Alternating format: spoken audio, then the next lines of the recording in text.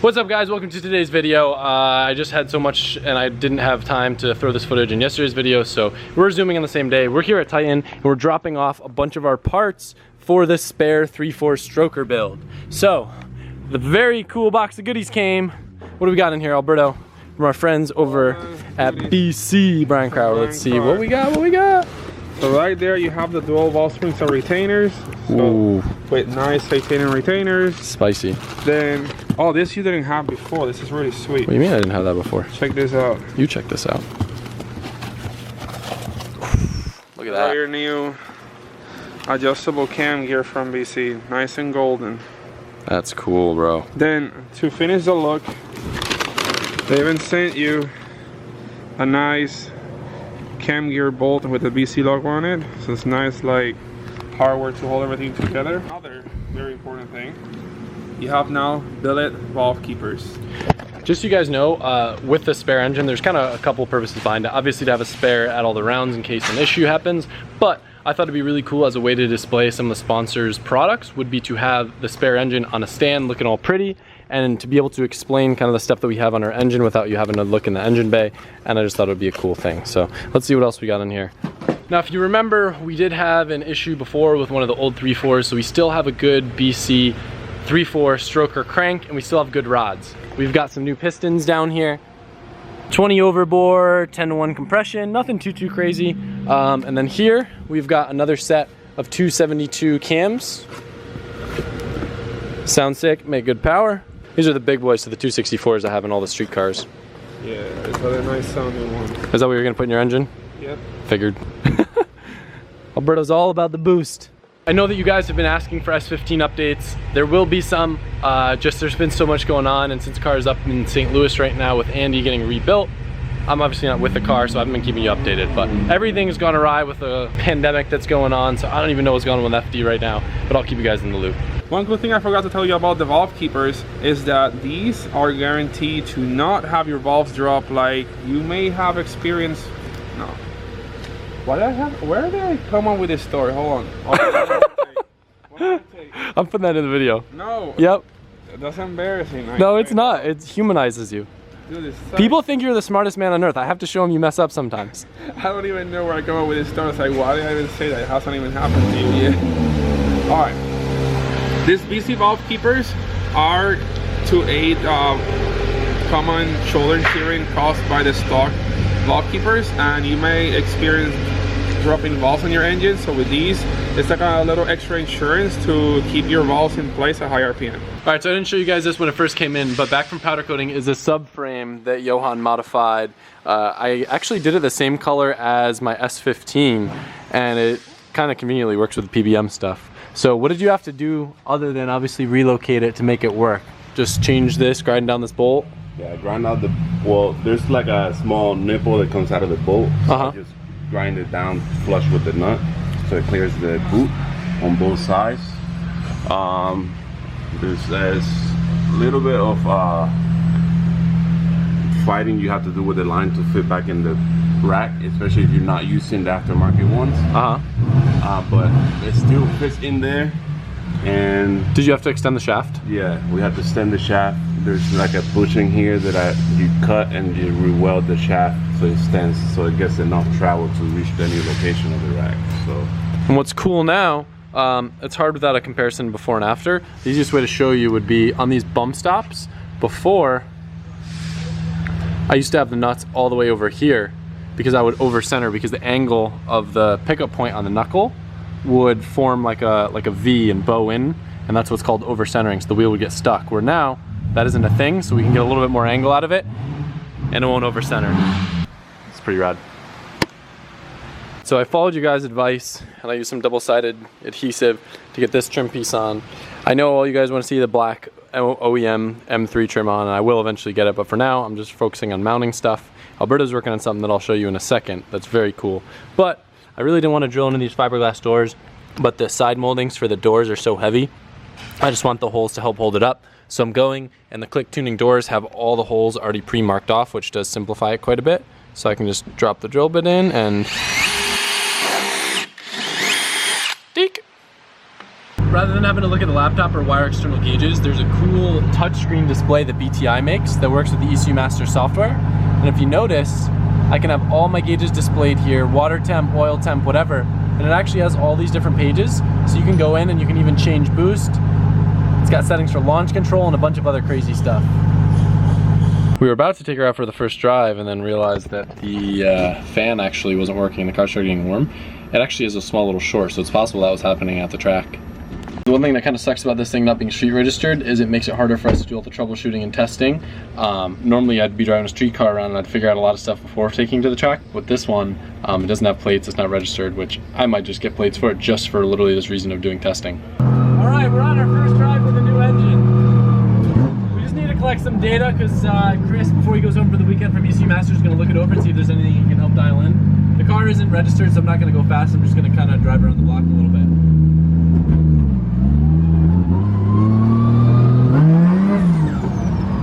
Feels good throttle response. That's what I'm more worried about than anything. It was just making sure the tip-in was good and the car just is responsive to gas.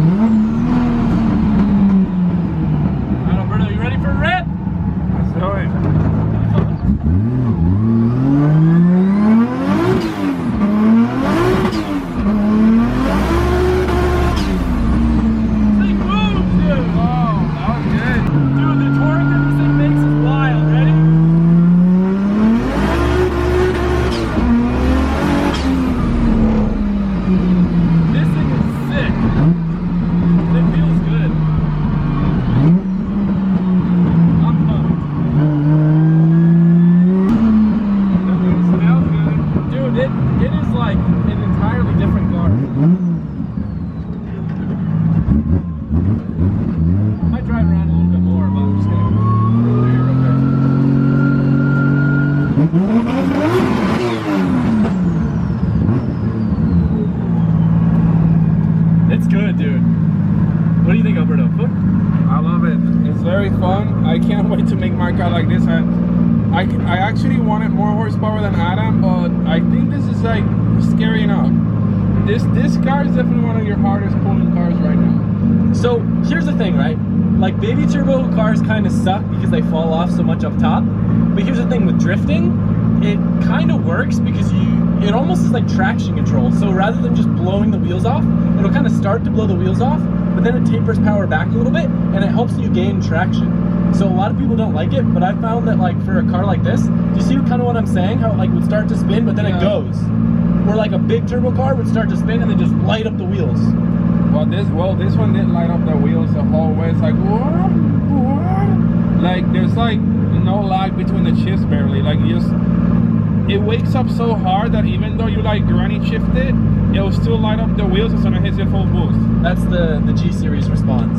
Yeah. It feels like my Skyline kind of power band wise with a little bit less lag. My RB25 is really impressive, so I'm not like downplaying the 3-liter. But the way that my Skyline just kind of pulls in as that meaty power band, this feels like it, even though I can't rev out quite as high. I think this lights up early enough to where it kind of balances out.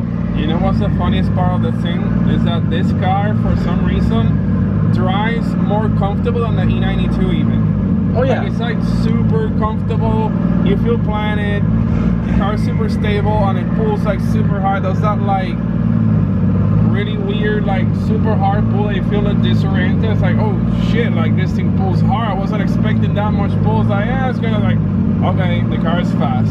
It's hard for me to be like super excited because I'm like so laser focused, like watching the gauges and paying attention to everything. The oil cooler, we don't even have the fan wired up. Oil temp's 160, water temp's 180, so that's pretty solid. Yeah. It climbed up and it shot back down, so it's working pretty good. I'm gonna do like another little putsy around. I'll let you know if I need you to record. Okay. I kind of do want to apologize to you guys because of the fact that I'm doing every other day now. I kind of messed up timing, and we actually did a clothing drop yesterday and I wasn't able to mention it in a video before it actually happened. So unfortunately some of the stuff's already sold out, but I still want to share with you guys a couple of new things that we just dropped on the website. We've got some nice new dad caps with a nice embroidered logo and a nice strap in back. 2 new tees, this one and then this one, which also has a back design. Pretty cool, different vibes compared to our normal stuff. And then one of the most popular things, which I was kind of on the fence about, I wanted to do a pink hoodie. I didn't know how they would do, but it's just a very simple pink hoodie with a nice embroidered logo in the center. And thanks to you guys, those are already sold out, other than I think we have like smalls and then like 2 XLs and maybe XLs left. It was really tough with everything going on to work with the suppliers because a lot of them were closed to get stuff done, but we really wanted to do a drop this past weekend. We were able to make it happen. I was also pumped because that means all the guys that work in the warehouse had stuff to do and orders to ship, since we are able to still remain open and ship stuff. So a lot of the orders have already been shipped. And one other thing we are doing, if you get 2 of any of the new products, we have a lot of surplus of die cut stickers right now. So we're just throwing in 10 stickers or a sticker pack with those orders. I got quite a few messages asking if we're gonna do a restock on the pink hoodies. Unfortunately, the supplier that makes those hoodies is shut down, so I'm not going to be able to in the foreseeable future. Maybe another color, I don't know, you guys let me know. But anyway, I just want to thank you guys and let you know that I'm appreciative and everyone here is appreciative because it's been a good weekend for the store and I'm hyped that you guys are hyped on the new stuff. I told you guys before that I was doing a little refresh on some of the S13 body panels. One thing that was driving me nuts, on the side skirts, all the paint got chipped from the door rubbing when it shut. So I'm gonna try to adjust the door, but I mean, part of this is maybe the paint wasn't adhered the best, but what I'm gonna do on the new side skirt, I'm gonna put clear vinyl all through here, so if there are any rocks or anything that gets lodged in the door, it should help prevent it from getting chipped up. I was not drifting. Yes, you were. No, I wasn't. Yes, you fucking were. The tires spun because it makes that much power, okay? Okay. It's something you're not used to. Sick of this. Bro. Wow. This is a terrible workplace. I made 500 on stock ECU. That's 8 years ago. I think you're shit talking to me. Me? Don't you have a 1,000 horsepower rotary?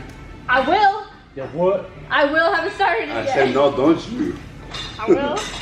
Soon. I mean, I do. It's finally going to be started soon.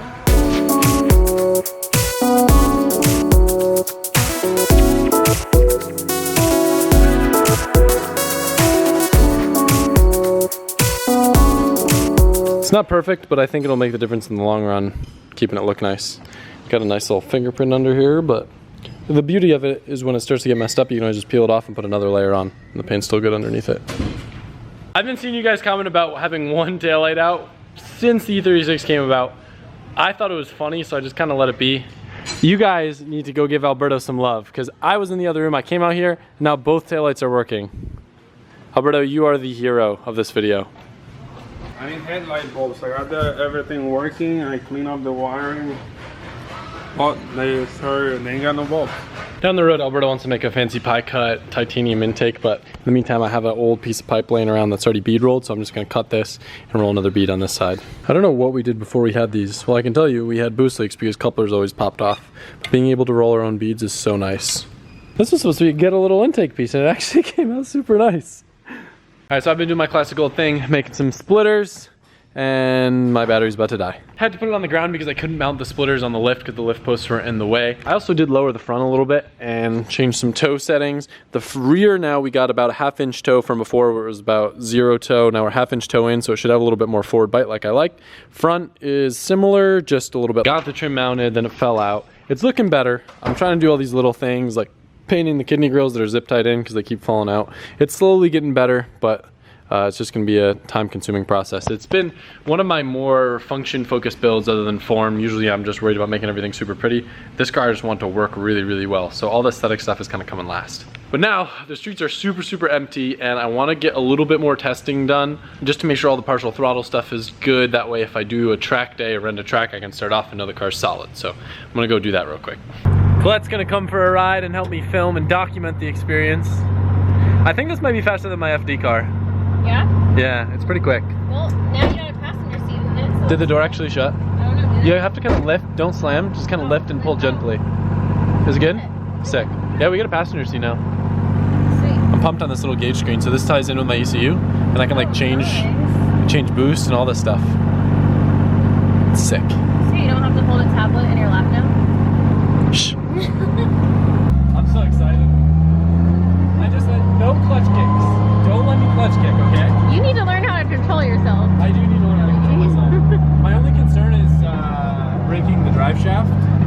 I'm just gonna try to drive really cautious.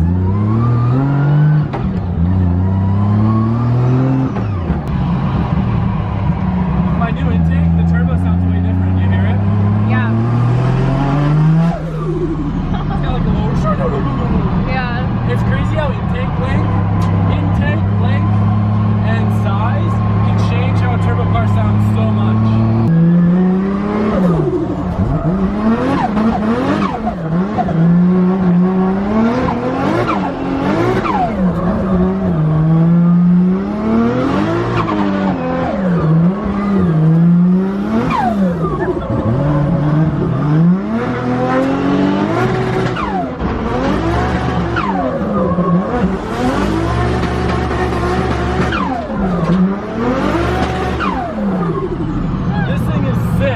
Temps are good. I'm gonna do a quick once over. Wow, this thing is so much better. By the way, just appreciate this dedication. I didn't even like try to enjoy it. No, I didn't even try to enjoy all of that. I just was trying to get the angle. So I couldn't even fully appreciate that, but that felt amazing. It's crazy with like the luck that I've had with this car. I'm like more nervous not at driving or drifting. It's like of the car failing. Because every time I've driven it, it's broken drive shafts, it's blown an engine. So I'm just like, what's it gonna be? What's it gonna be? But I mean, that was a lap at a drift track, and coolant temps peaked at 186, which is a really good sign. Colette's gonna help me get a couple quick flyby clips. Thank you, Colette. Got you.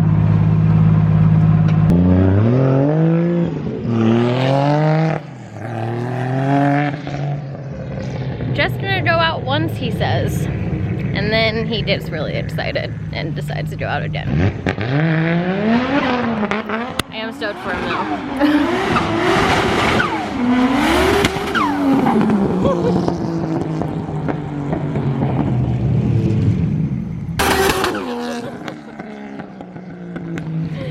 He said he wasn't gonna do any. What is that?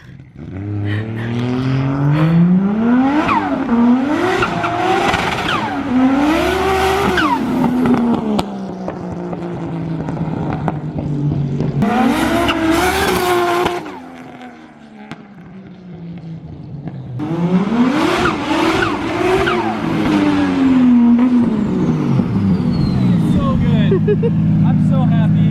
The power band's great. It sounds great. We've only hit 192 and I just did 1 flyby.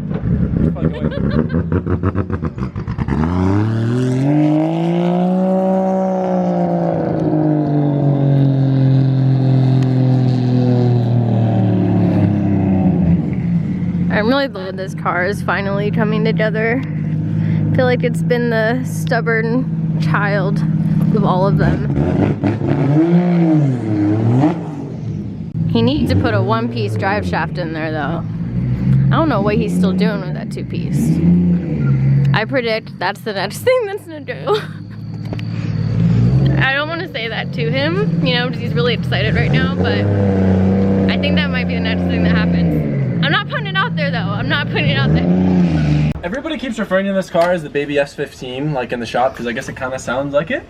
I will say, with this turbo and the 3-liter bottom end, the power band feels quite similar. It doesn't pull all the way to redline. I think we're going to fix that with a G3770.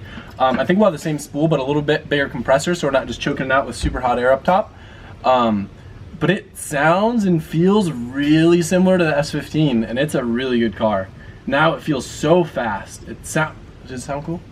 It sounded amazing. Coming from a rotary girl, that means it sounds good. So. Alright, let's go chill.